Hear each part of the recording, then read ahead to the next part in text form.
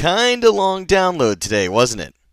Howdy, I'm Jeff Goldsmith, Senior Editor for Creative Screenwriting Magazine and CreativeScreenwriting.com, and you're tuning into our podcast of our Q&A of Syriana with writer-director Stephen Gaghan. Kind of a long download because today's podcast is over an hour and 20 minutes, not including my babbling here and at the end. But in my opinion, we've got both quantity and quality for you today. And even though it may sound long, once you start listening, I'm sure you'll become as intrigued as I was, which is why, as the host, rather than moving things along, I basically kept asking Gaghan more questions, because each new story he told really did demand a new question or two. Of course, I was really proud of myself before the Q&A for deciding to not completely geek out and ask questions about Traffic, which I love and which Gaghan won his Best Adapted Screenplay Oscar for. But of course, that didn't make the Q&A any shorter now, did it? And, well, Gaghan's a hell of a speaker. He's a hell of a writer, and I still had a lot of questions for the dude. This Q&A was conducted before Gaghan received his WGA nomination for Best Adapted Screenplay for Syriana, which we congratulate him for. And speaking of kudos, if you've been enjoying these podcasts, Apple's iTunes now allows user reviews. So if you dig what we're doing, please go leave us a cool review by typing Creative Screenwriting Magazine into iTunes, clicking on our icon, and then scrolling down a bit to where you can leave us a review. Of course, you can also leave reviews in Yahoo's podcasting section and at the website Podcast Alley. But now, without further ado, let's tune in to the Q&A for Syriana right after I introduced writer-director Stephen Gaghan. Thanks for coming down, man. Have a seat. You're kind of a punk, which I like. You're a guy that drove a go-kart through your high school 1 week before graduation and was expelled. How did that, I think it's wild. How did that impact your life? And tell us about the road that you went down to ultimately become a screenwriter and break in. All right. Like, was college out with that after that one? Yeah, that was a big move I made. It was actually I knew it was serious when they brought me in this little room, and I got away with it. Someone ratted me out, and my mom, they produced my mom from some back room, and she was weeping Betty. And I was like, uh-oh. They created a stack of affidavits from people that taught me. My AP English teacher who refused to teach me, my AP History teacher, Dr. Shelton, who also refused to teach me, mid-year, just like ran crying from the room. And these people had a lot to say. I also happened to be, at that time, failing both English and speech. And the only two things I can do on earth, well, actually there's only one, is talk. And I failed that class. I failed speech. So they said I wasn't college material, and they sent it off to the colleges I'd been accepted to, and the fallback college. And Which was what?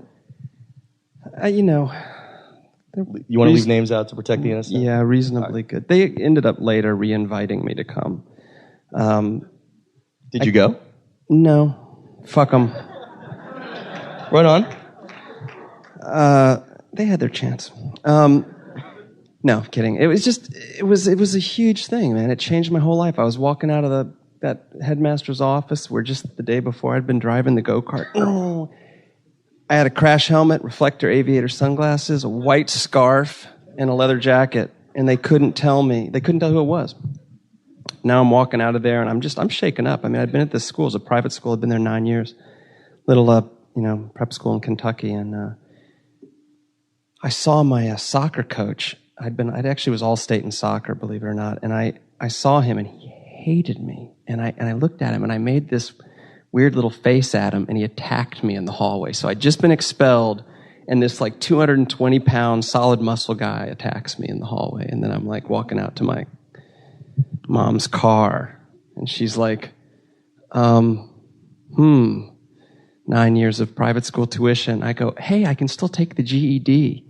And she was not pleased. I ended up, actually, this is very funny. They wrote her a letter later that I did get the highest score in the history of Kentucky GED taking. And that's impressive, man. That's awesome. I could read and write. So what'd you do rather than college?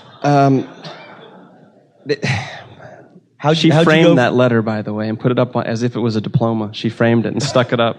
How did you go from being kicked out of school, not being able to go to college, and becoming a screenwriter to break in TV? What was that path, briefly? Let's see. Yeah, I guess from the time I was 7, I thought I wanted to write, and I told my mom, same woman. She had this great line. She said, "Oh, sweetie, you'll live in misery and go, and by go I mean die, teaching other people's children badly." And I remember that. I was 7, so she didn't want me to write because my grandfather was a writer and he was a really bad drunk. And she just thought that if I wrote, I'd be a drunk too, and she was right. And I went. I had a thing where I got to work for this photographer for National Geographic for a while, and I wanted to take pictures at that point. I took a lot of photos, and my dad had died when I was 14 or 15, and he'd given me some cameras, and I thought I would take pictures. Somewhere during the time working, I realized that the photographers didn't make up the stories, that actually the writers made up the stories for Geographic. And you don't realize this. The photographs are what you think about, but actually a writer comes through months and months, 6 months in advance, and breaks the story, figures it out. And you're illuminating the corners of the manuscript. You're doing the filigree around the outside. And this guy, and I kept thinking, we did National Geographic looks at Appalachia. I was working for this brilliant photographer, and we'd go up to some snake church, and we'd have these notes from the writer that would say, "Go to see the congressman who's the medical doctor who treats the people that get bitten in the Pentecostal snake church. He'll show you how to get up there. Take a step ladder because they're going to want you to hold their snakes, but if you're up high, you can't hold their snakes. Take a step ladder."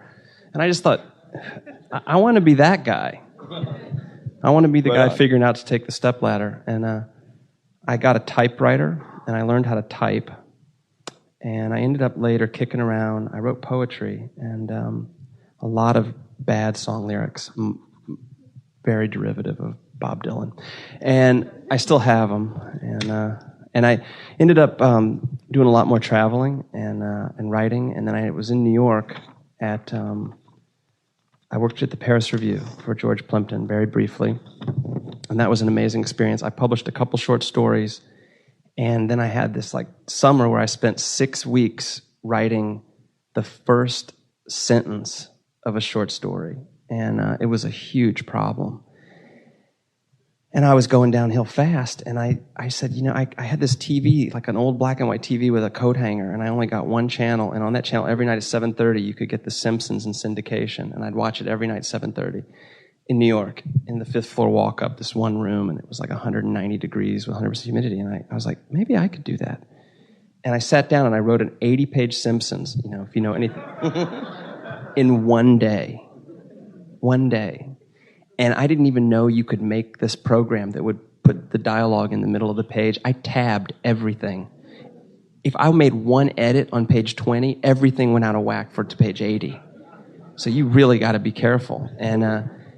And then I wrote another one, and then I said, this is happening so fast, I'm going to take the rest of the week and write a movie. And so I did. And I thought, it was just not like a light bulb went off. I'd also gotten arrested recently in New York City. And I just thought, maybe I've missed my calling. Maybe I'm really a drama writer. And then right on top of that, there was a New York Times article that said basically the headlines, "TV writers get rich," with 3 exclamation points. That sounds like a Simpsons episode, man. Yeah. And I was like, wow, this is all coming together. So I came out here for a little look-see, and I knew one person who worked in the mailroom, and it's just amazing. I thought with my literary background of publishing one short story in the Iowa Review, for which I was paid $100, I thought, I'll condescend to this art form for a while. And it turned out I didn't know what I was doing. I was terrible at it. And I'm actually I bet I'm the only person in history to get rejected from Red Shoes Diaries and Baywatch Nights in the same day. And then win an Academy Award years later. Yeah, you probably are that only guy, actually. I went out I met someone who had been an actress on Red Shoes Diaries, and she set me up an interview to go out and meet Zalman King, but because I didn't register, I didn't get to meet Zalman. I met the Israeli bag man, the money guy. like the accountant. So I'm there for my pitch. He's got a stack of my material. He's got my Iowa Review story, a bunch of poems in like iambic pentameter. He's got my Simpsons, the 80-page spec, because no one told me they're like 38 pages or whatever. And he just flips through it with this look of disdain, and he just looks at me like, he says, "You seem like a very clever boy, but what do you know about love?" And I'm like, because I'm a smart ass and I can't help myself. I go, my first thought is this guy fucking serious? And he's just like, and I go, you know what? You got me. You're absolutely right. Because I'm young. I don't know anything about love. But I know I can get Joan Severance naked inside of 1 minute and it'll make sense. That's all you need for the Red Shoe Diaries, right? And then I'm dropping the Joan name. I'm like, it's going to work. He's just... I didn't get the job. Later that night, some friend of mine had given me the guy for Baywatch Nights, his nice man, the executive producer, his home number. I'm nervous. I'm pacing around. I'm going to make the call. I call him. The entire conversation of me talking one-sided, his entire response for 5 minutes consists of one sentence. How did you get this number? How did you get this number? Yeah, stalking, you either win or lose with that one. The judgments is rendered real fast usually. How did you get this number? No, but see, I love jazz, and like it'll be like this. Well, so what was the turning point? How did you officially get to break into TV? Oh. I know how. Actually, the turning point wasn't the break. The break wasn't the break. It actually was getting to know. I didn't have a car, so I'd take the bus every day to work, and I had a little office where I would write at Hollywood and Cahuenga. And I met a guy who was friends with a guy who was this sort of unknown TV writer at the time named Charlie Kaufman. And Charlie was disgruntled, and I was disgruntled, although I was more cheery about being disgruntled. And at that point now, I had like a Frasier spec. I was writing comedy. I had a Frasier spec. I had a Seinfeld spec, maybe. And I give Charlie my Frasier, and I go to meet him at a Mexican restaurant on Beverly. And because I'm so used to everyone says the same thing about the Frasier spec. They go, "It's so brilliant. You're brilliant. You're brilliant. It's going to happen." Okay, but years are going by and nothing's happening, and I have not put together yet that everyone is lying to me. I just have not. Was Kaufman on Ned and Stacey at this point, or one of those other shows like the I think he Chris was Elliott off show? Ned and Stacey, and he was locked on like the 30th floor of some Disney tower writing these brilliant pilots that would never get made. And it was this weird building. I went to visit him. The whole floor had been abandoned, and you'd get off the elevator, and there were like these old, like weird, like Disney movie posters from the 80s and empty carols, and you'd hear a typewriter clicking or a computer keyboard like way down in some corner, and there's just Charlie in there hunched over writing Being John Malkovich. And it was so weird, this glass tower that was air conditioned at like 40 degrees, and like there's nobody around. Anyway, we meet at the restaurant. And because the response was always the same, and the ego, you think, well, of course, it's so brilliant. I didn't even bring. He looks at me across the table, and he's like, he's got my script in front of him, which is a first. My script, the Frasier, and he looks at me and he's like, "Where's your script?" I'm like, "I didn't bring it." And he's like, "Do you have a piece of paper and a pen?" I'm like, "No." "Why?" He just looks at me, he opens the front page of the script, and he looks down at it for a second, and then he looks up at me, and he just has this withering look of contempt, and he goes, "Why did you write this?" I was like, for money? And he spent like the next 2.5 hours, and he ripped it apart.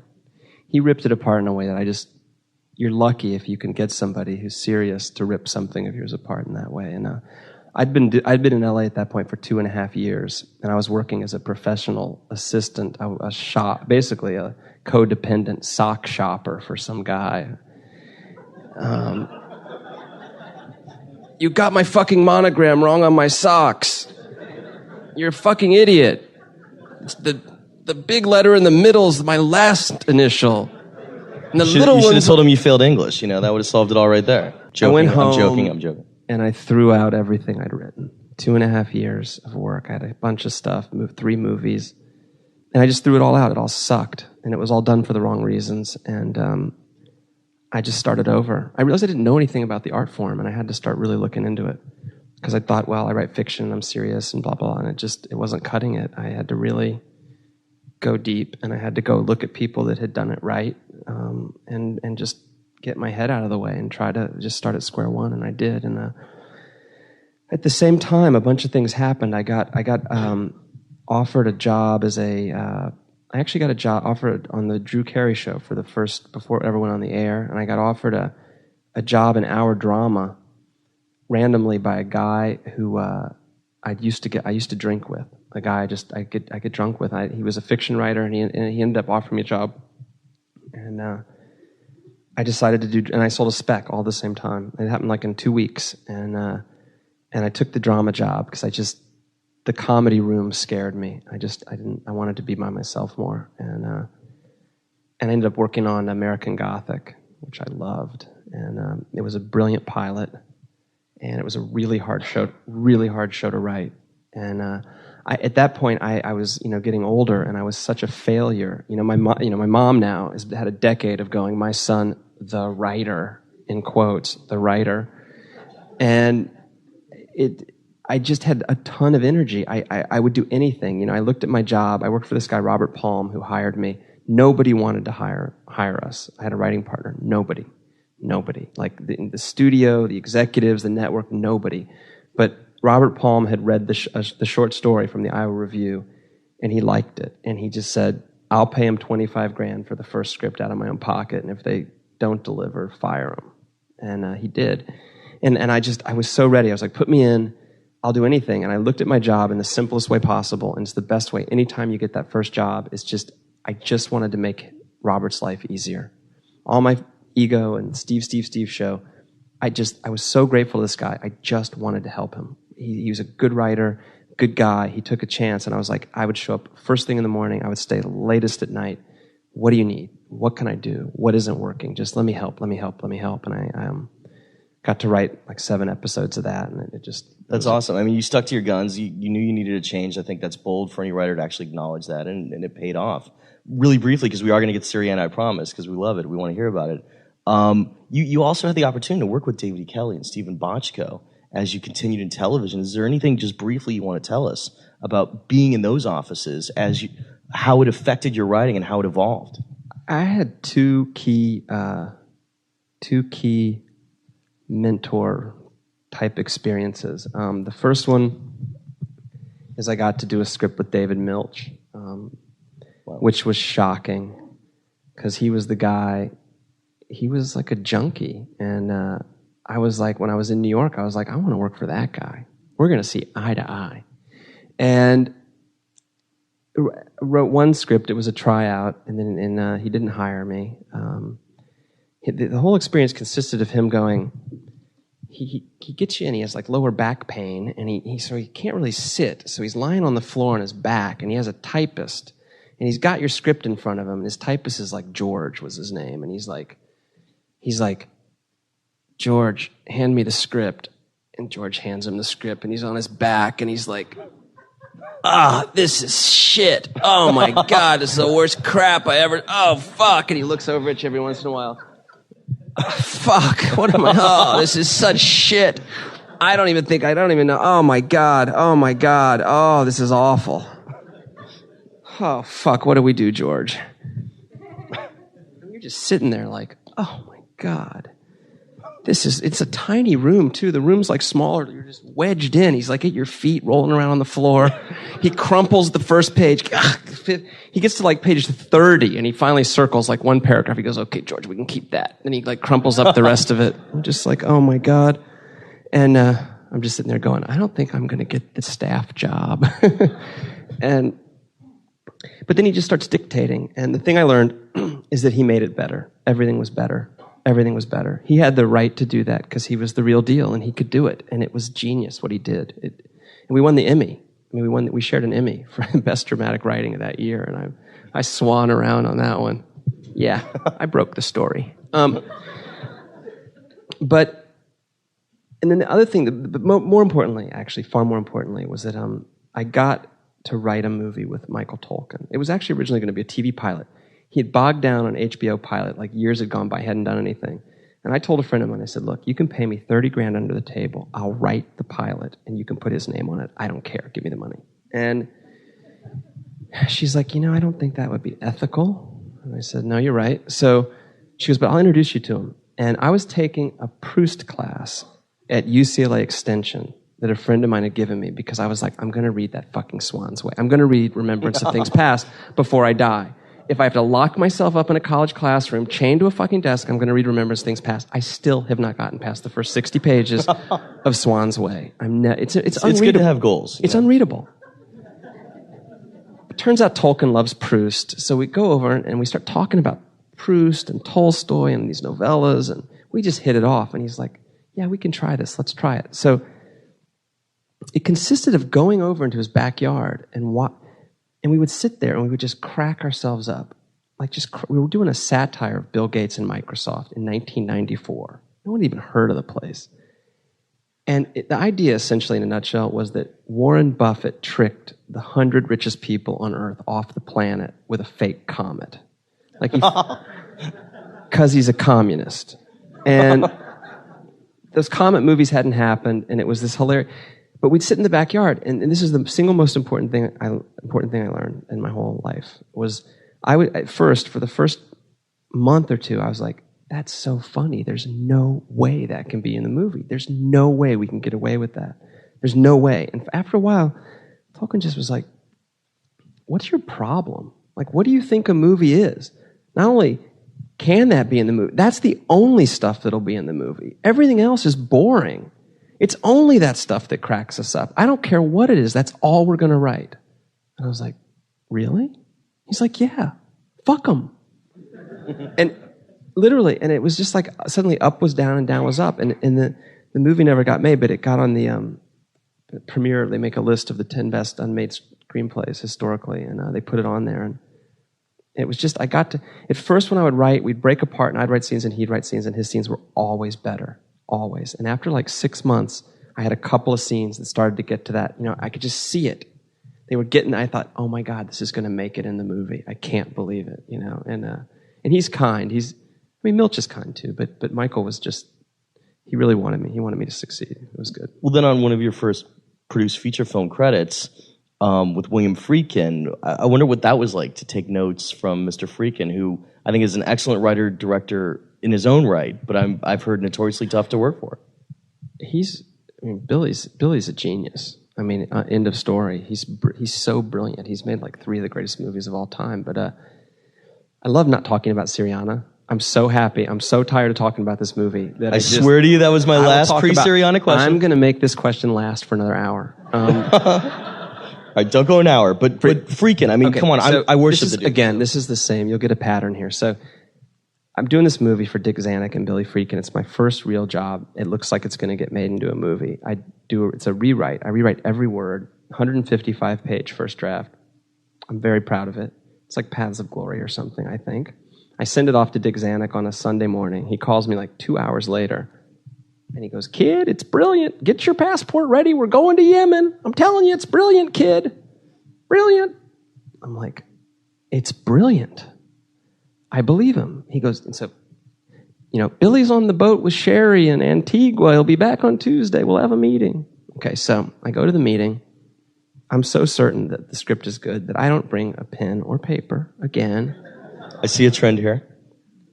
I sit there, and Billy comes in, and he says, Dick thinks we're on the 20-yard line. I don't even think we've gotten on the field. He accelerates up to a volume of screaming, yelling at me. The script, really. He's yelling, and he doesn't stop for 2 hours and 15 minutes. Unbroken. It's like the Memorex commercial where your hair is just... The minute in, I'm like, I quit. And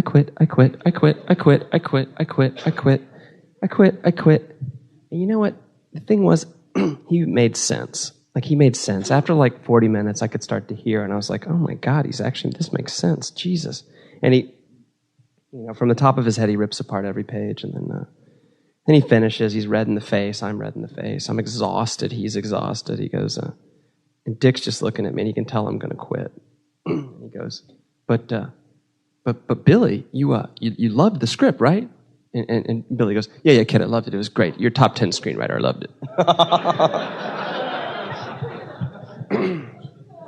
I'm walking out in the hallway, and Xanax following me, and he's just like, don't quit. Billy likes you, really. Don't quit. I'm glad I didn't quit, but it was really... That must have been terrifying. I don't know if I could have taken 2.5 hours of that. But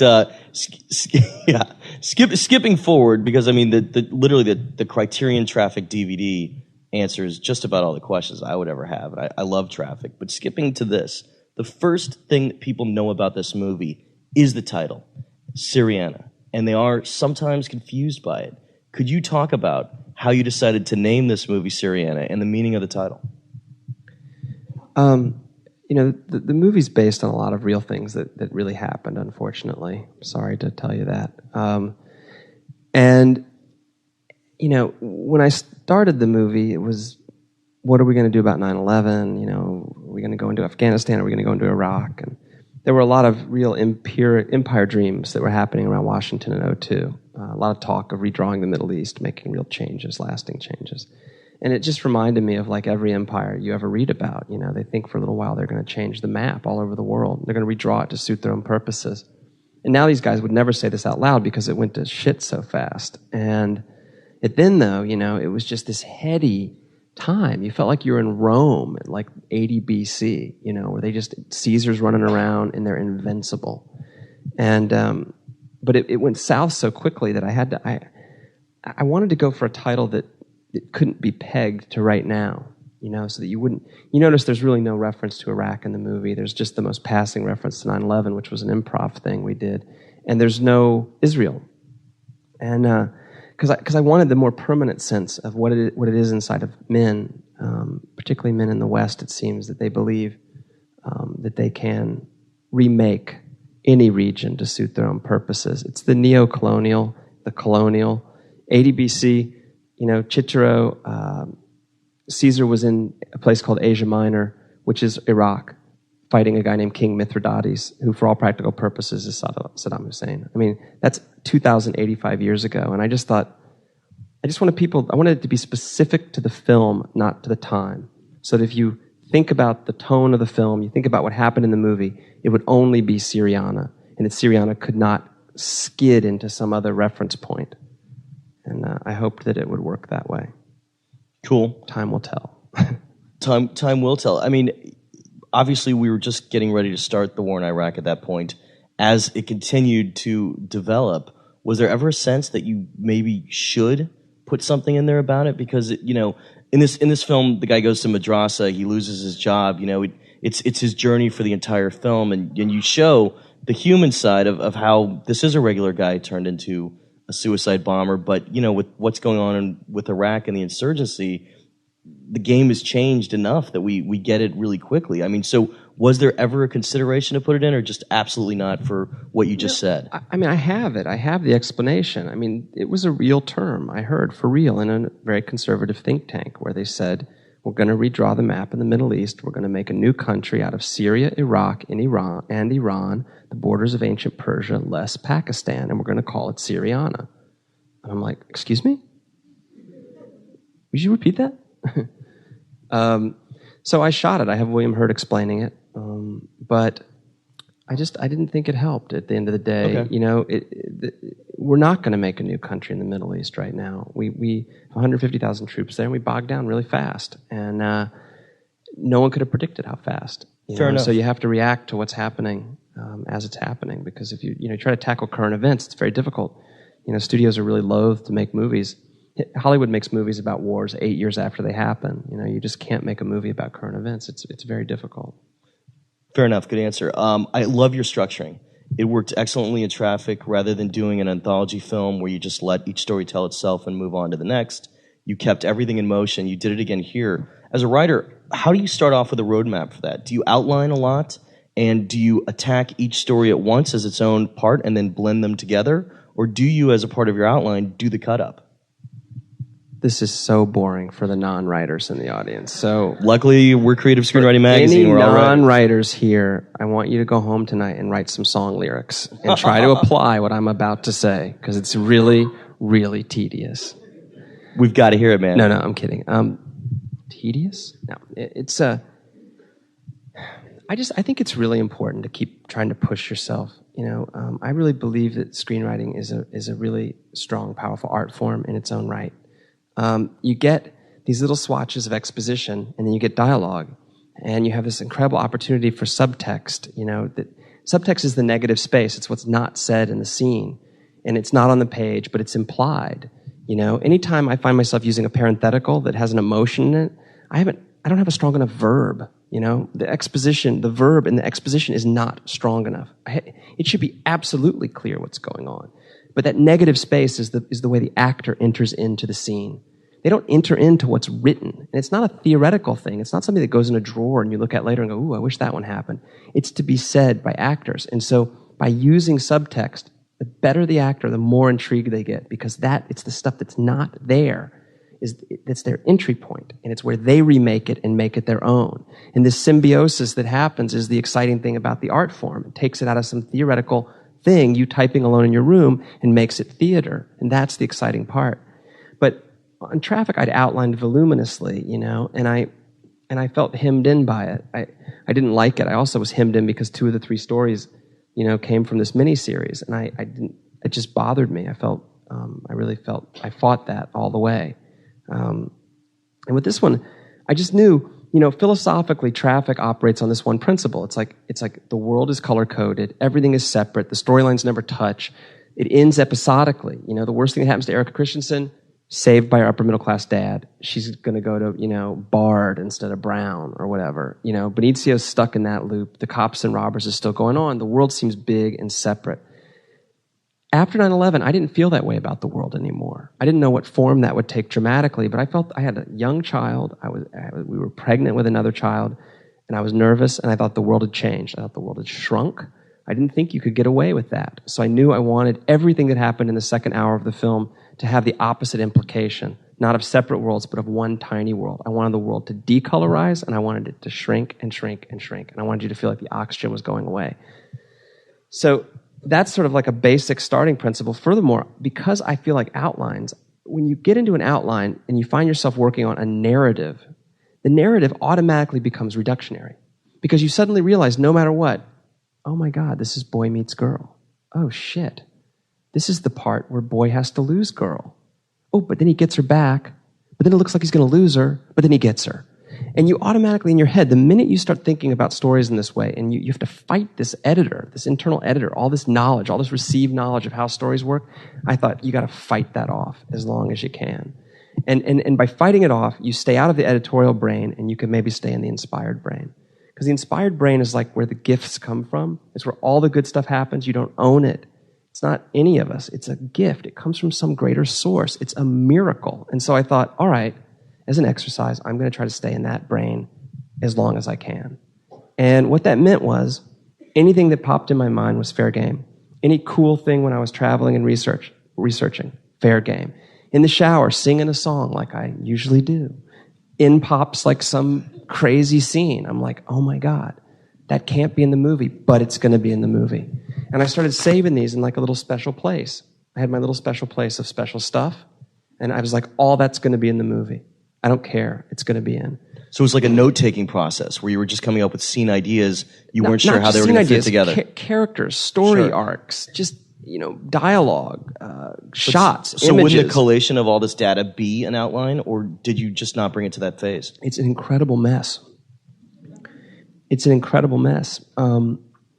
But the great thing about it, I read a biography of Leo Tolstoy right when I was getting ready to start this movie. And this biography outlined, Tolstoy said in 1860 or something, in between War and Peace and Anna Karenina, he said, I figured out the 4 techniques you have to master to write a great novel. He wrote in his journal every night. Mostly what Tolstoy wrote in his journal is, and the biography is by Henri Troyat. And it's Tolstoy's life is the great missing Tolstoy novel. He wrote every night in his journal, my wife is such a bird brain. I can't believe I married this idiot. I married so beneath myself. She's so awful. She doesn't understand me. I'm reinventing Christianity, and she doesn't get it. She just wants to have tea parties. It's so human and beautiful. Oh, the Count. God, he was such a mess. Anyway, what he said is brilliant. 4 things, master them in order, and you can write a great novel. Guess what number 1 is? Guess. Tolstoy. 4 aspects of a novel. Only 4. Which one did he put first? Not story. That's the most important thing. He's the anti-McKee. You know, it's no accident that this guy, Robert McKee, has become popular at the same time corporations have taken over studios. It's absolutely, there's a one-to-one relationship. Because what he is a handy primer so that accountants think they can talk about movies. And it's bullshit. All right? Bullshit. Easy there. We like McKee. He's a nice guy. And come on, Kaufman likes McKee. I don't care. All right, but back to back to Tolstoy. Back to Syriana for a second. By the way, whenever I raise my finger like this and make a pronouncement, someone should come up here and hit me in the head with a foam bat. If you have one, just come and hit me. Okay, number 1 is not story. I want to repeat that. Story is last, according to Tolstoy, but what did he know? Tolstoy, McKee. Tolstoy, McKee. Tolstoy, McKee, Sidfield, I don't know, name them. It doesn't matter, okay? Tolstoy put number 1, transitions. Transitions. Transitions. Do you think transitions matter in movies? Transitions are everything in movies. They're how you energize the story. They're the unsung hero. That cut from, you know, when I was thinking about this movie, I knew I could cut from a madrasa in the Middle East to a family in the West, and it would just have so much power. I didn't need to know what was going to happen. I mean, that is like, anyway, so there's Tolstoy validating that. Transition, number 1. Number 2, what?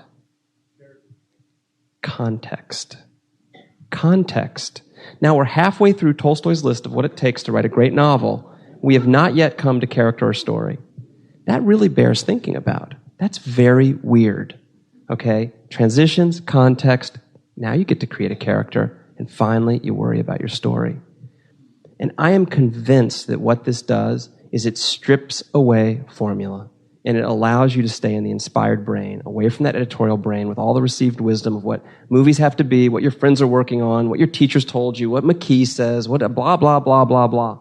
And it keeps you in that little magic garden where great shit gets handed to you for nothing. I'm convinced of it, and I'm convinced Tolstoy knew, you know, I know that's what he was talking about. So in my little special place, I have all these little things that I love. I love them. I love the moments. I don't know what they mean, but I start putting them next to each other, and transitions start emerging.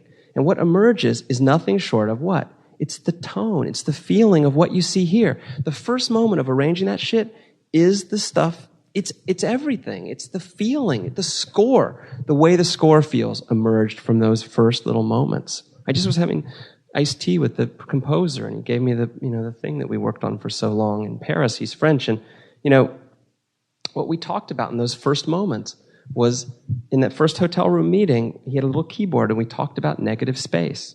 We just talked about leaving room in the music so that people could feel, and that they could bring their inner life, that they could bring their own inner life, and there'd be space for their inner life to fit into the movie. That's subtext and score.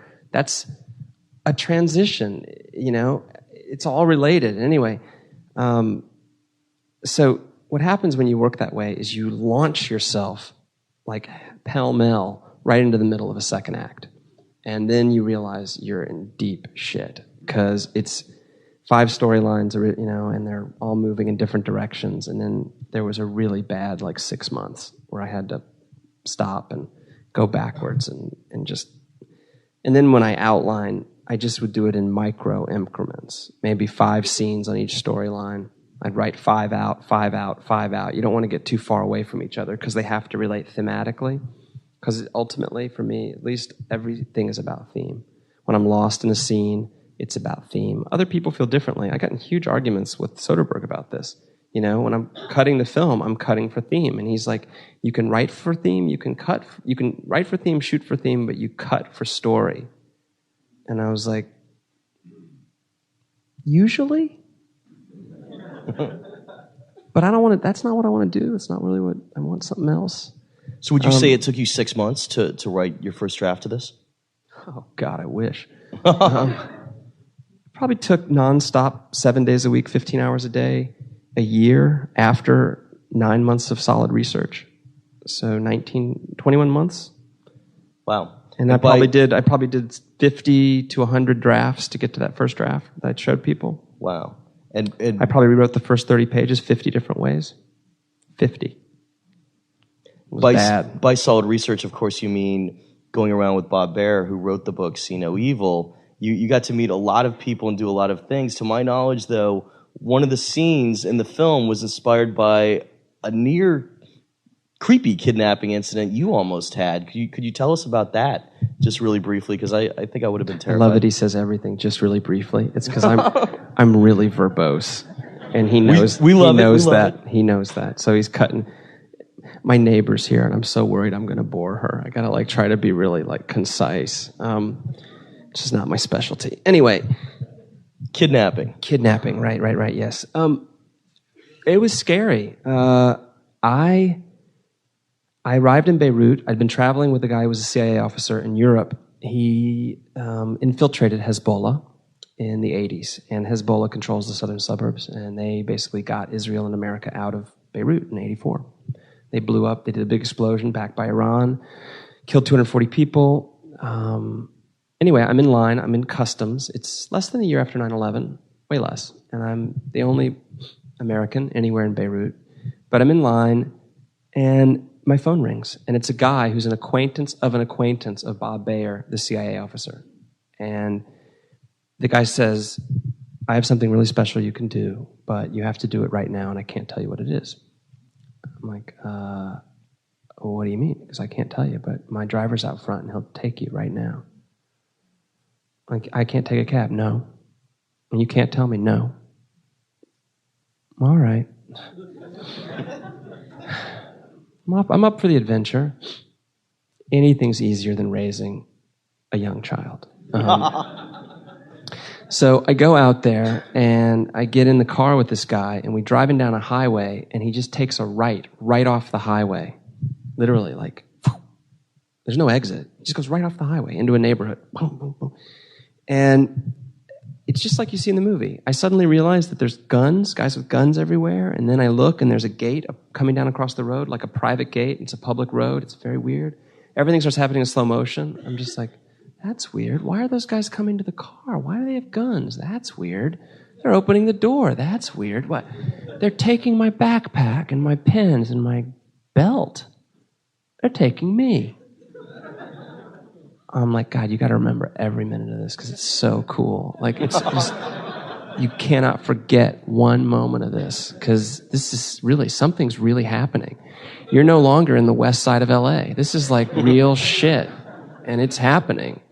Holy shit, they're putting a blindfold over your head. I mean, they took me over the other side of that gate, and I looked at the driver's face, and the driver didn't, if he knew the drill, he'd be like, oh, everything's okay, it's cool, no worries. He was like, it was so scary. I mean, that one moment, I was like, oh shit. And I get in the back of the car, and they pull the thing on me, and I'm like, and they're speaking Arabic. You mean the hood? They put the hood on you? Yeah, the hood on me. They're speaking Arabic. Bayer told me a couple weeks ago, Bayer said, this level of precaution to go meet the leaders of Hezbollah is actually quite justified, he said, because they accuse us of trying to kill them in the mid-90s, the CIA. They say we put a bomb in their motorcade and killed 80 people, 80 members of Hezbollah, and almost got the leader, the guy that I met. And he accuses the CIA of that attempted assassination. And so he said, this precautions, or this is what they do. He'd just been there himself. He said, it's exactly the same thing they did to me. Anyway, so I'm in there. I go in. They take the hood off, and I'm in this 70s architecture building. And there's two guys laughing. They have guns in their waistband. And there's these frosted glass. And there's these shadows moving behind it. Some people offer me tea. And then the door opens. They call me in. I go in. I sit in a chair. There's this guy sitting there. No one speaks English. Everyone has guns. they're all standing really close to me because they're guarding this guy. And after 5 or 10 minutes, the guy who called me shows up and goes, sorry, I'm late. I'll translate. Sorry. So he starts translating. And the first thing the guy, the leader of Hezbollah, says is he says, I really love traffic.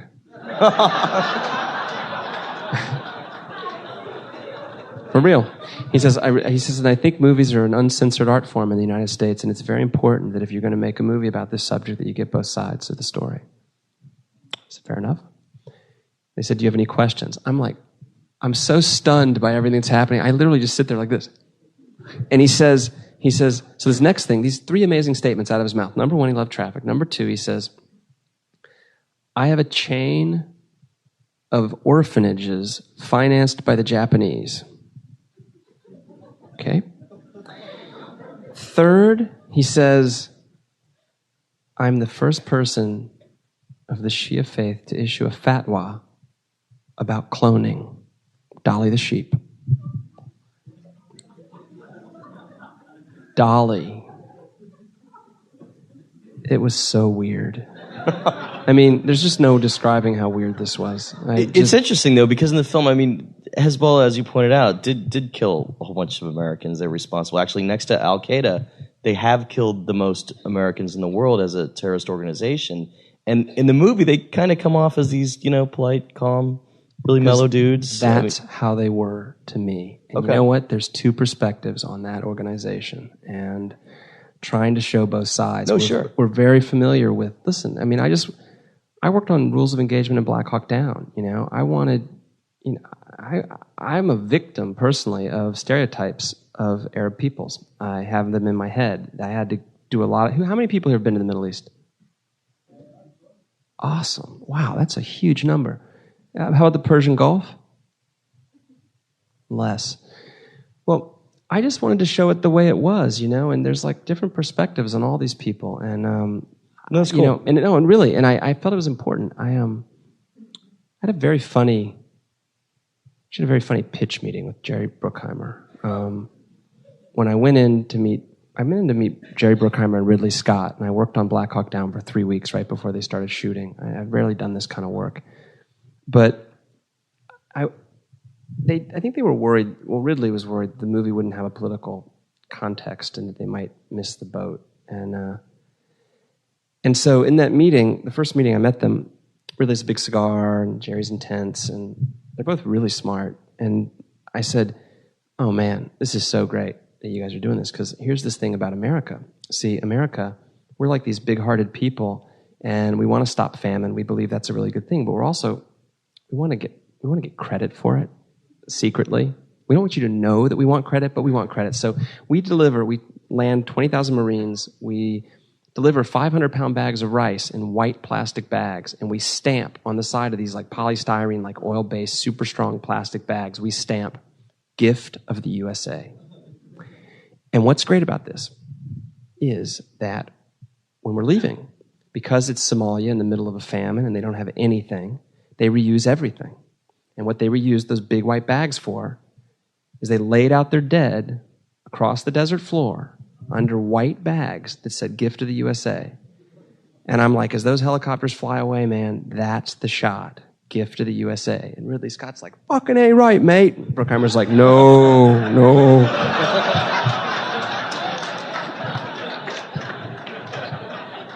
That about says it all, I think, from those 2 guys. It was an unholy alliance. No, it was cool. And by the way, Jerry's amazing. He's super smart and he's a great guy. I went to a hockey game with him. I really like him. We just didn't see eye to eye on that. Yeah, that definitely wasn't the movie they made. A few last questions. The hawk scene, I absolutely loved out in the desert. Could you talk about the evolution of that scene and what it was like to just kind of your sense of dialogue and how you worked with Matt Damon on that? I love that because the tendency I think for people that write a lot of times is you think that the script is just like this etched in granite thing.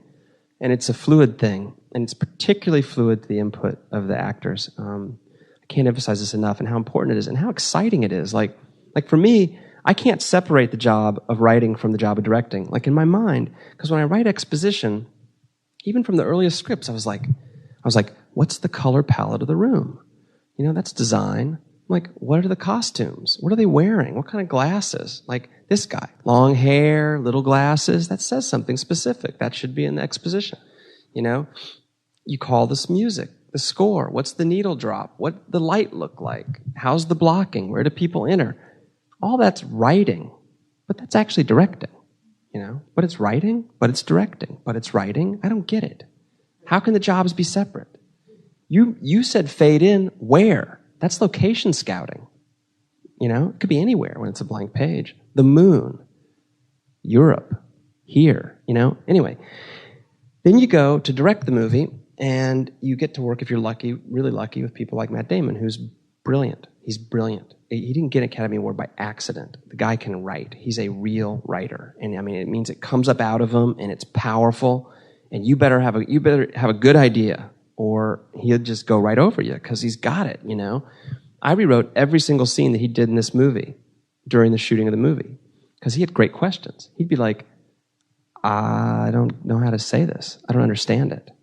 And I'd be like, well, but it's because it's this. And he'd be like, I don't think that works. You're just like, let me take a look at it. And every time it got so much better. Every time, but I got, I'd come into him and I'd give him like, a page and a half speech at like 8:15 in the morning. I got it. And he's just like, oh yeah, it's better. Okay, I'll learn it. Yeah.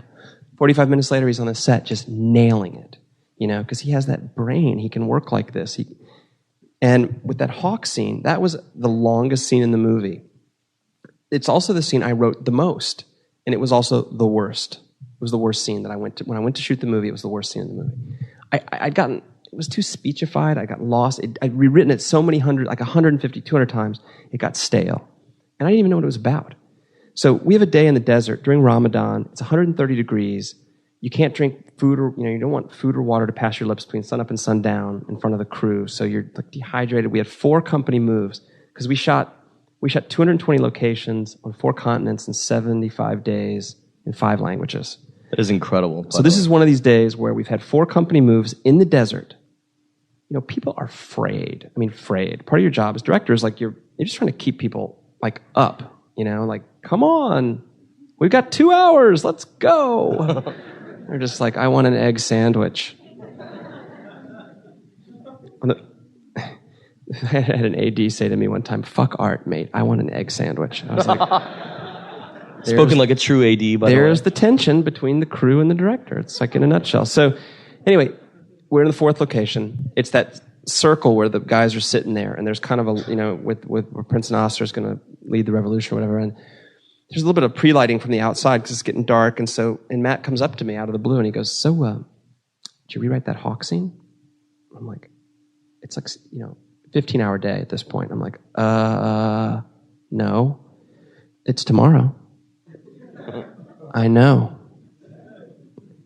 And he just looked at me, and he could tell. I was done. But I had a guy there with me also who I'd met through Bob Bayer. And anytime you meet somebody who has no identifiable job, knows everything about everything, and their backstory keeps changing, they're a spy. And this guy's a spy. His name's Stephen McSherry. And if you ever meet him, he's so brilliant. But he's there, and Matt's there, and we just go in the back room while they're lighting, and in between every shot, I'd set up a different shot, and I'd kind of go away. We sat there, and together we found it. We found it. We found it by ad-libbing it. We found it by acting it out, like playing the voices and doing it. And we did it together. And, that's directing, but obviously it's writing. And so if writing's directing and directing's writing, I don't get it. I don't get what the difference is. I really hope Matt Damon writes something again, actually. I hope he gets back to writing. He's going to, by the way, I guarantee you he's going to be a great director. He's going to be a great filmmaker. Damon's going to make something so great. He's so sharp. He's so smart. And he's the greatest guy. Like I was joking with Soderbergh one day. I said, don't you just want to make every movie with Matt Damon? He goes, playing every part. Sounds like something out of Being John Malkovich, actually. I think Soderbergh's brilliant. I think the company Section 8 with Soderbergh and Clooney have just done amazing work. This year's Good Night, Good Luck is, of course, case to that. But to my knowledge, there was a storyline that Soderbergh talked you out of. Could you tell us what it was and how that conversation went to actually talk you out of something that you shot that was completely excised from the film? And as you excised it in the editing, did things unravel, or are you still happy with that decision? Oh, not at all. This was the earliest. This was like the earliest thing that happened, and it wasn't him talking me out of anything. He tried to talk me out of not shooting it. Okay. He tried at length to talk me out of not shooting it, and I went and shot it anyway. But he did talk me out of cutting the 2 scenes that gave the character's backstory. What was it? It was a story about a Miss America, a woman who won Miss America and then went to Miss Universe and got 3rd, and she ends up selling herself for money to a middleman in the oil business, and it was a love story. $4 million for 2 years, and they fell in love with each other. And it's beautiful. I'll probably put it on the DVD, but at the end of the day, cutting the backstory from the front of it wounded it like an animal that's taken a serious mortal blow. And even then, it works, but it was only 11 minutes of material. And with the level and the amount of narrative we had in this movie, and I wanted the first hour of the movie to be really confusing. Like, I wanted it to beat you down. I wanted it literally to feel like trying to think about the world today, which seems so big and so complicated and so hard to process. And I wanted that. And yet when you just had this extra 11 minutes of material, it all disintegrated. It made no sense. I wrote the movie, shot the movie, cut the movie, and I couldn't tell you what the fuck was going on in the movie. And that's scary. And I removed 11 minutes of material, and suddenly something in the human brain, like that point beyond which you can process no more narrative, it got inside the line. And so for that 11 minutes of material, it suddenly, you could see the way to the finish line. Like, whereas before, it had no meaning. And none of it. It didn't mean anything. It was crazy. And it's just one of those things. I mean, it's a shame because I love that storyline. Actually, probably have my two favorite scenes in the whole movie on that storyline, because it's based on stuff actually from Kentucky. The characters were like Kentucky people, and they're people I grew up with, and I had a lot of affection for them. And it was a woman. In the movie, I wanted to have a woman. I wanted to show sexual politics. And I wanted racism. I wanted to try to get everything in, like a 19th century novel, just wedge it all in. And you really needed love. Screwy kind of love, but you needed it. And it hurt, and that's probably what is the energy now for me for doing the next thing I'm doing, next several things. I want to prove to myself that this can be done in this way. I have to figure it out. I don't know how, because I tried this way and it didn't work. I have some theories, though, how to go about it, but the anger that I feel about that, taking these people on this journey, the actors who worked really hard on it, and then just having to call them and tell them it's not happening, even though the material is great. I don't feel good about it. I didn't like that. Last question, then we're going to open it up to the crowd. We got one question that we got to read from one of our people that listen to our podcast in England, but kind of on topic, and that's part of my last question. The question is, what the fuck is a podcast? Yeah, hey man. Sorry. Through Apple iTunes, it's the audio. You can listen in. I'm trying not to curse so much. My son's been busting me. Daddy, you said you weren't going to cuss. I fucking know I did. Well, we asked the people that listen to our podcast to send in questions, and I started receiving some of the most insane emails ever from people on both sides, the right and the left, who loved the film, hated the film, loved the film, etc. Talk about what your political goal was, if any, in making it, because by default, by making a film, it says you do have something to say.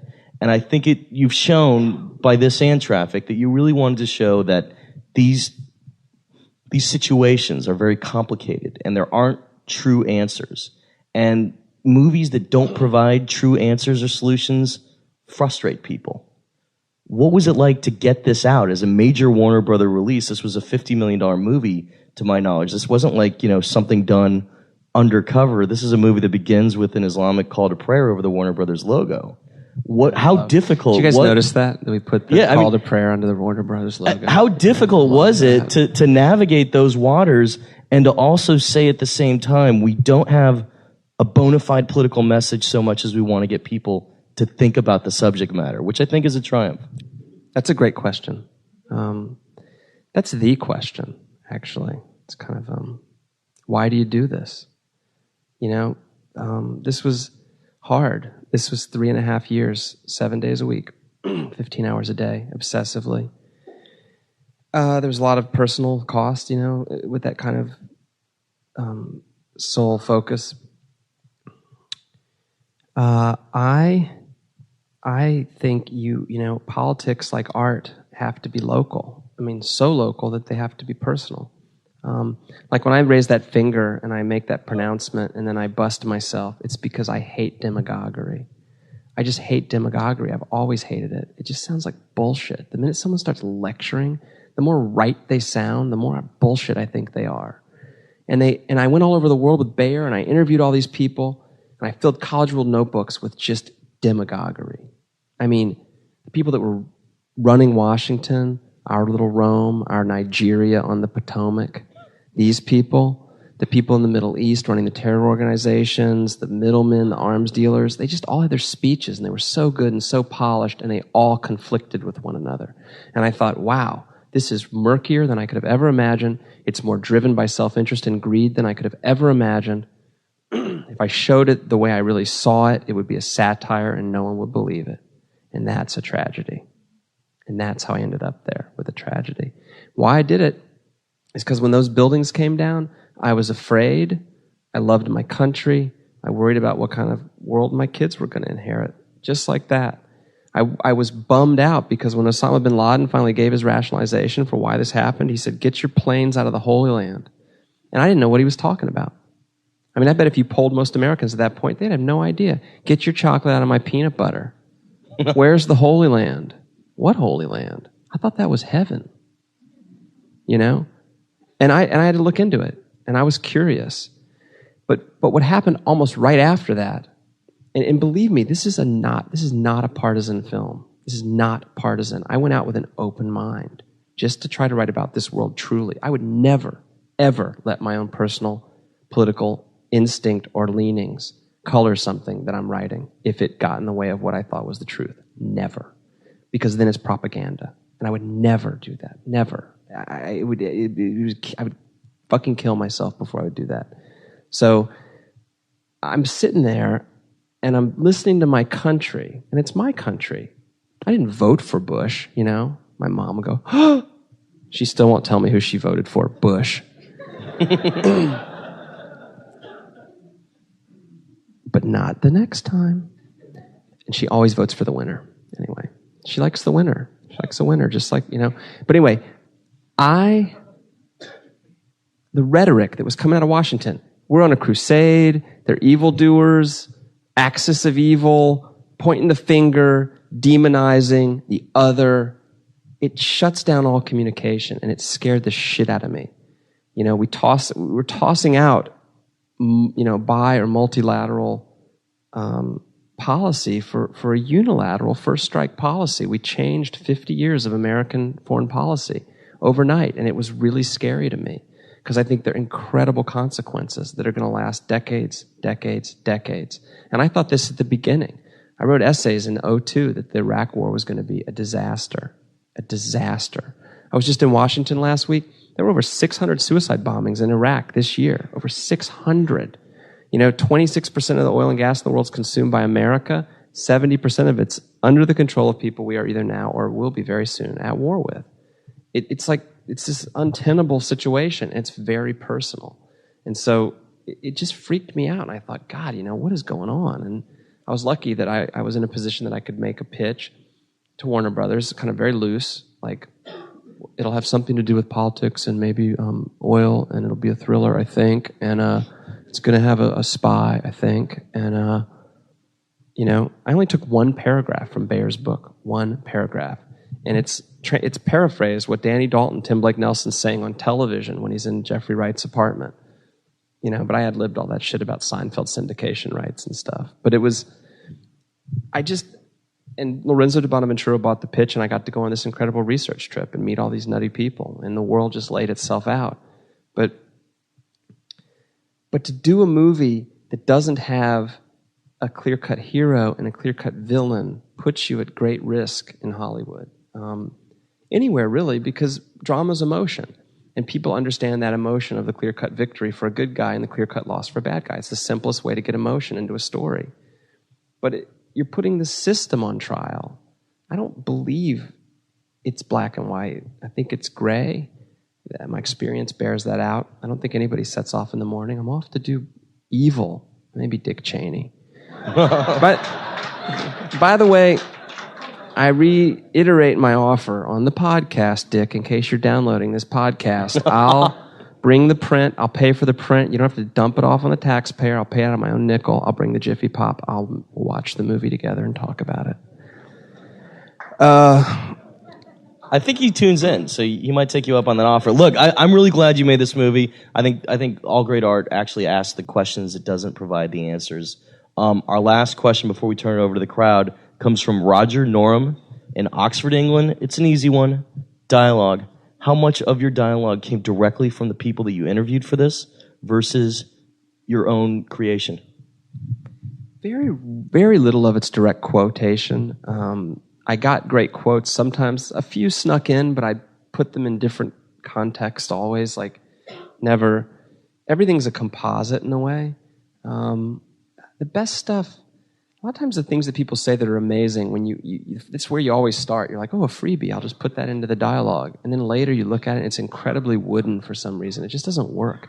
Like the best, I think the dialogue, the only dialogue that works for me, like the speeches that I can remember, they all have a weird rhythm, and they just come out of some rhythm, and they just pop into your head. The stuff people said that were so great when you were listening to them, it never quite works. Although the best lines, like single lines, often are things people said. The most pithy, insightful things, like that line in here where the guy said, "You're a man whose experience is narrow and deep.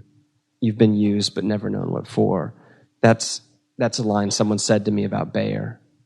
Really spooky. It was a friend of mine's dad. I was talking to him, and I realized it must have been I thought he was a RAND guy, and I realized he must have been a CIA guy. Just the way he said it was so scary. Huh. And cool. And just a lot of the kind of pithy things, maybe 20 lines in the movie. Great. Came from stuff, but everything else is kind of... Let's open it up to the fine folks here in the crowd. Right there, you, ma'am, on the aisle. The question was about your ability to both be an artist, be a screenwriter, but also help people and be a hard worker along the way. That's a perfect question, because that first story I told about getting kicked out of high school, and then I went to work for that photographer for Geographic. This guy had won a Pulitzer, and he was the highest paid photographer for Geographic at that time. He wore a blue blazer. He wanted to be a kind of upper class snob, and he was a lower middle class kid from a farm in Ohio. But he put on these airs, and he worked harder than anyone I'd ever seen. I'd never worked. I was so lazy. But I watched him. I just like to smoke pot and drink. That's what I do all day. He'd wake me up at 3 a.m., kicking my feet. "Gagey, you going to come with us, Gagey, today? You want to work, Gagey?" Kicking some hotel room somewhere. And then the door would slam, and I'd be like, what, where am I? What the hell happened? Pitch black. I'd stumble out carrying the lenses out to some rental car. We'd drive somewhere. We'd hike 2 hours to shoot first light. Then we'd scout all day in the summer. You can shoot at 9 or 10 at night, and we'd shoot last light. 7 days a week. He'd be around the clubhouse, with the other photographers that did what he did. And they'd be like, "How's it going, Dan?" "Oh, okay. Pretty easy. We just took a few snaps. Gagey moved some Turons for me." That's what he called tourists, Turons. And I just thought, I learned something so valuable. I'd be holding his feet. He's dangling off some cliff. His blazer's getting mussed, and we'd get back to wherever, and he'd just be like, "Oh, nothing happened, no big deal." And it really struck me. I was blown away by it. It's 1% inspiration, 99% perspiration, just like Woody Allen said. I think the way all these people talk to me is most of them didn't.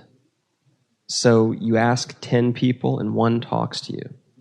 Once you've accumulated 5 like that, maybe one of those people's good, and they turn you on to 10 people that talk to you. You expand outward. By the time you've met 100 people in one world, if you're really lucky, you'll get the one valuable person. The person who's twice as smart as you, who's been in that world for 20 years and can explain it. who doesn't just have the stack of information, he's got the brain, and he can just explain it, or a woman, she can explain it. And I lucked out. I found an oil trader like that. I started with a CIA officer like that, and I also met a lawyer who was like that. And ultimately, I actually met several lawyers. These guys were such philosophers. But, and it's just legwork. And it's just, there's so much great information out there. There's so many amazing stories. I mean, there's an incredible story of when I met Richard Pearl, but I don't know. No, that's great. Another question. There was a speech given by a congressman about corruption, and he's curious about how that influenced you. Yeah, that's Danny Dalton, played by Tim Blake Nelson, and he's a middleman in the oil business, but might as well be a congressman since 90 members of Congress now. By the way, their re-election campaigns are run by lobbyists. Just so you know that 90 members of Congress. That's a problem. But Danny Dalton, what he's saying is essentially the worldview that was explained to me by oil men all over the world. They just say, Foreign Corrupt Practices Act. Are you joking? Everybody induces. The Europeans are 1,000 times worse than us. Everyone's corrupt. Everyone, all over the world. You don't get the oil unless you bribe. In fact, the first paragraph I took out of Bayer's book, this guy, Roger Tamraz, I met him at the Plaza Athénée in Europe, and he said this incredible thing. He said, imagine you're an executive for an oil company, you make $300,000 a year, but you got to pay a guy $20 million to get that oil. And if you get caught paying that money, you go to jail for 7 years on a $300,000 a year salary. You're never going to do it. You'll never do it. So how do you do it? You got to hire one of us. Because to exist in the oil business, you have to induce. America's been winning the oil business for 100 years. Do you think we've been inducing? How does this work to our benefit? Why do we have laws against it if it's all we do? Why? I was like, I don't know why. Why? And he goes, so we can get away with it. I'm like, really? He's like, yes. Anyway, I heard that in 20 different ways. It's just one of those things that you don't start uncovering, and you learn about. I looked at 20 major oil deals and natural gas deals. All the deals in here are based on sort of real composite things. I have huge liabilities, so everything's a composite. And you can Google it. It's so interesting. A lawyer in private practice in the United States in the mid-90s changed the government of a sovereign nation in the Middle East personally. Not even a name partner, just like a lower-level partner. Washington law firm changed the government of a country on behalf of 2 American energy companies. It's incredible. It really happened. You can Google it. You can figure it out. Do you want to cite a name for people or no? No. Okay, cool. Another couple questions. Right there, you, sir, in the middle with the red hair. Could you tell the story of the time you met Richard Pearl? Okay. I'd been in the Middle East, and I met a guy, a leader of the Western Desert Tribe that controls Anbar province, which is where we're having all the trouble, Ramadi and all this stuff, Fallujah. This guy was named Malik Karbit, and he came to meet Bob because he was worried about his family in case there was a war. He had a 2-year-old daughter, he had a 5-year-old daughter, 6-year-old daughter, 8-year-old daughter, and he was worried and he wanted to get him out if we were going to attack. Bob said, I'm not in the CIA anymore, I can't help you. He goes, yeah, you're still in the CIA and you got to help me. He said this in Arabic. He said, you know what, no one likes Saddam Hussein, and the problem is that there's nobody to run the country. Nobody can run the country. Nobody here. We were leaving the meeting, Bob said, that's a real problem, because if this guy says we can't there's no one to run the country, because he's the only guy who can run the country. That guy you just met. He's the only person. And he was really charismatic, and he was really smart. You could just see the way he expressed himself in Arabic. But he said this thing. He said to win, he goes, no one's going to fight you. The army will disappear. And 2 years later, you're going to fight a guerrilla war. And to win that guerrilla war, you're going to have to go street by street, building by building. No, he said street by street, block by block, building by building, floor by floor, room by room. And you don't have the stomach for it. I was like, he sounded like he knew what he was talking about. He controls a tribe that has 20 or 30,000 members in it. He was so powerful that Saddam Hussein couldn't even touch him. And the Western desert's where all the oil is in Iraq. It's very interesting. Now, a week later, I'm in Washington, and I'm hanging out with this guy, and he's like, can I help you? And the way things work is so weird. I played him in tennis, and I beat him in tennis, this man. And the man liked me, and he admired my backhand. And he said, what can I do for you? And I said, I really want to meet Richard Pearl. He goes, oh, okay. Picks up his phone. Dickie, yeah, hey, I got a kid here who wants to meet you. Yeah, I mean, how about now? 20 minutes? Okay. All right, bye. Click. Like, what? He goes, yeah, go up. Here's his address in Bethesda. Take a cab. So now I'm in Pearl's kitchen. And Richard Pearl is a good guy. He's smart. He's been in public service. I admire that. It's a good time. He's got a lot of clout in the Bush White House. He's been pushing the Iraq thing for a long, long time, and it looks like it's going to come to fruition. He's head of the Defense Policy Board. He's on boards of directors. He's talking about his eating tours to southern France. He wants to build a house, or maybe he owns a house. He's got really expensive pots and pans and like $1 million espresso machine. And he makes me a cappuccino. And we're sitting there over the cappuccino, and he says, and I said, well, I just have one question. Who's going to run Iraq? And he said, Iraq? Who said anything about Iraq? Ha, ha, ha. It's like 2 months out or 6 weeks out for the war. I said, come on, we're going in. We know we're going in. Who's going to run the country? And he said, well, it's a shame we haven't done a better job of supporting Ahmed Chalabi. He's a wonderful man. I've known him for many years. And I said, I'm just a screenwriter from Hollywood. And which all over the world, by the way, makes you lower. You're lower than the people that write press releases for movies. Like, in everyone's mind, screenwriter is just a joke. Bayer took me to all these parties, these big wig things, and I'd be seated at the kids' table every time with the 15-year-old daughters who'd always the same question. I'd just sit there eating my sandwich, waiting. Do you know Leonardo DiCaprio? What's Tobey Maguire like? Is he really doing his own stunts on Spider-Man? And the adults, when they would talk to me, would say, it's such a shame you work so hard on things and they never get made. Movies never get made. That's such a shame. How do you do something that never gets made? That must be very weird. Why do you do that? I don't know. It's a good point. It's a sickness. Anyway, back to Pearl. So I say to him, listen, Chalabi, right. Here's the thing. The guy hadn't been in Iraq since 1959. He lives in Paris. He wears Hermes ties, and he has soft hands. And they're going to reject him like a bad organ transplant. So who's going to run the country? He steeples his fingers like Mr. Burns on The Simpsons. And he stares at me.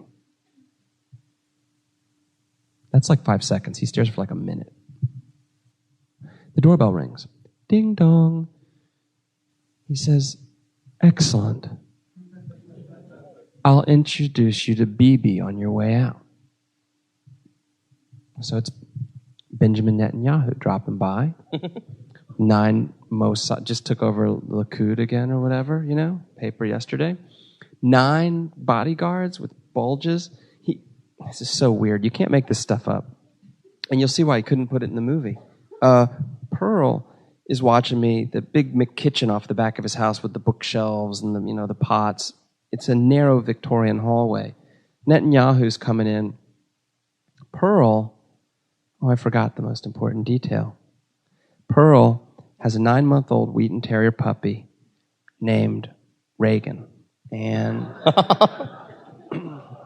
I've been playing with the puppy. Of course he does. He would have to, right? I'm playing with the dog. I love the dog. The dog jumps up and starts pawing Netanyahu's crotch. So Reagan's on Netanyahu's crotch. You know right where I'm going. And I love it. It's great. And it's just like that thing, that smart-ass thing that I can't stop before it even can think about it, before the thought gets to you shouldn't say this. It's like out. And I go down and I grab the dog and I go, now, Reagan, not on the former head's estate. And I pull the dog away from his crotch. And Pearl's like, get out of here. And I go outside, and in the cab, the guy that drove me up was a Lebanese cab driver. There's like, a bunch of these Mossad guys or whatever they are staring at him. He's got his hands like this. and I get in the back of the car and he's like, can we go now? I'm like, yeah. And he just like drives away. It was so funny. That's insane. Anyway, point being, they didn't know who was going to run the country. And even though I'm a dumbass screenwriter from Hollywood, I got that sense, and it really freaked me out. It really freaked me out. I mean, maybe he had an answer. He wasn't sharing it with me. I'm just an idiot. Why tell me? But what my gut told me, which you can't know unless you're there, is he didn't have an answer. He didn't know. He thought, democracy was going to spring up. And like a week earlier, I'd been with Malik Karbit, who said, there's going to be a civil war. And I trusted him. And we later, on bad intelligence, dropped 6 JDAM missiles on Malik Karbit's house. We killed him, his entire family. His 2-year-old daughter died in his lap. She was incinerated along with all his other daughters. And that was one of our hopes, right? That guy. Because he Western-leaning, bad intelligence. That's the problem. And we killed 27 members of his family in that bombing. And later, incidentally, this is sort of interesting, that woman, the Jordanian bomber, the woman who got caught and got held, and she didn't blow herself up, she's a member of that tribe. Isn't that interesting? The Dulayim tribe? From the wedding bombing, right? Yeah. Yeah. And she's a member of his tribe, Malik's tribe. And it's like, the family, it's a blood feud.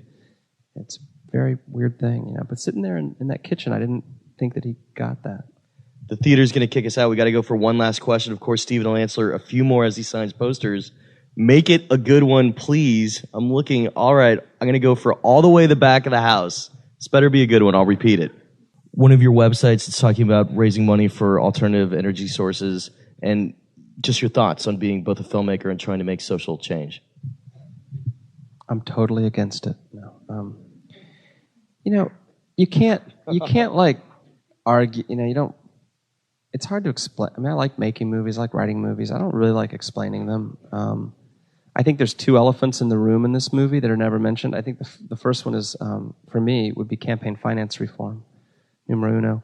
But number 2 is getting off the carbon drip, the carbon needle. And, there's this thing, participate.net, www.participate.net, and it's helps you learn about your carbon footprint and how to go, we need a Manhattan-style project, Manhattan Project-style project to rethink this issue. I mean, it's a real big deal.